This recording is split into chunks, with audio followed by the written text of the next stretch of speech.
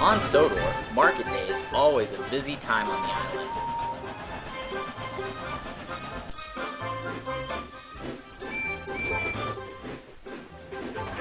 Even though it is busy, the engines love pulling special loads.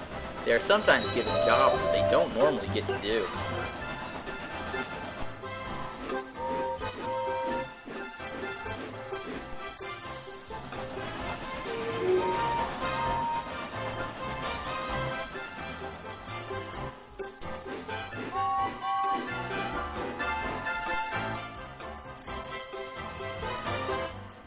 This year, the engines were very excited.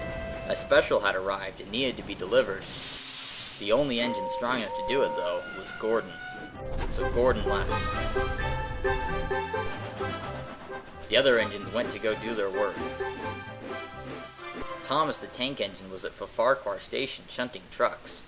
Toby had arrived after taking Henrietta and some workmen up to the quarry. The Ffarquhar station master came out to talk to the two engines. "Toby and Thomas, you have much work to do for market day," he said. "Since Gordon took a special and Henry had to take the express, Henry's normal passenger train needs to be taken. So Toby, take Henrietta and pick up some coaches and take Henry's passenger train. Thomas, you must take cattle from the farm to market." Then the station master left.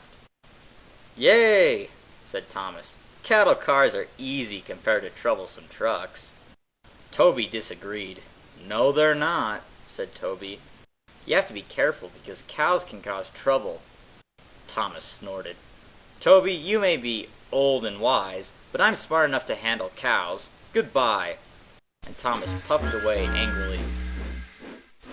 "Not smart enough for your own good," muttered Toby. Soon Toby huffed down the branch line to Knapford. Toby got the coaches ready and waited at the platform. The guard soon blew his whistle, and Toby left. Meanwhile, Thomas puffed down the branch line with the cattle cars. The cows were noisy, and so were the trucks. Thomas was annoyed. He tried to bump the trucks to get them to be quiet, but it just made the trucks angry and the cows irritated. Everyone was now upset. Thomas continued down the line, thinking about Toby and the cows. Eventually, Thomas was waiting at a station. Toby pulled up to get a drink of water from the water tower. "How's the cows?" Toby sneered. "Horrible," muttered Thomas. Toby laughed. "I warned you," he said. Thomas didn't like being proven wrong by Toby. "Take my advice," suggested Toby. "With cows, you need to—" "I don't need your dumb advice," Thomas butted in, and he puffed away crossly.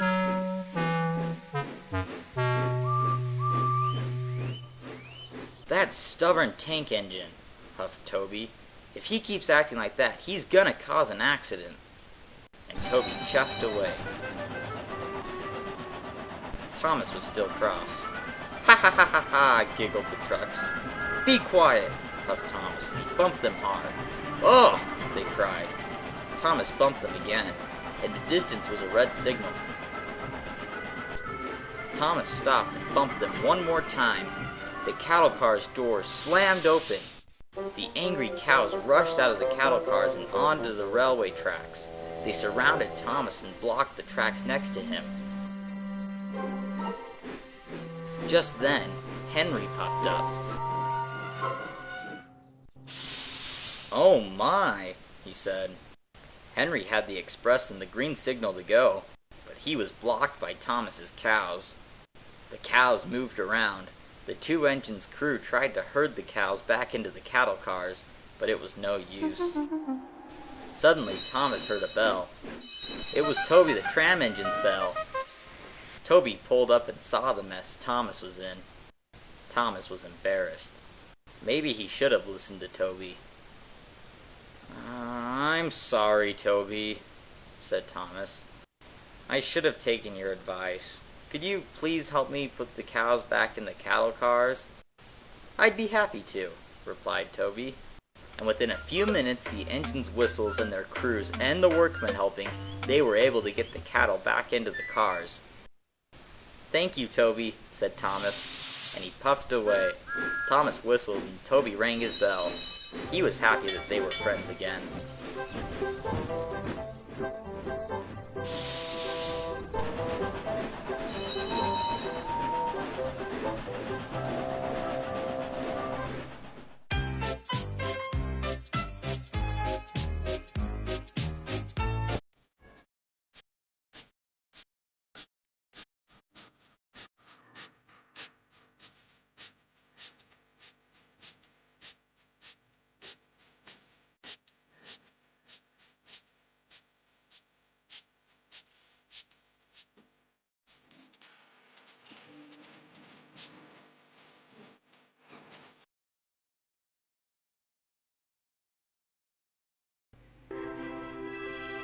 Next time on Thomas and Friends, the vicar's annual garden party is here.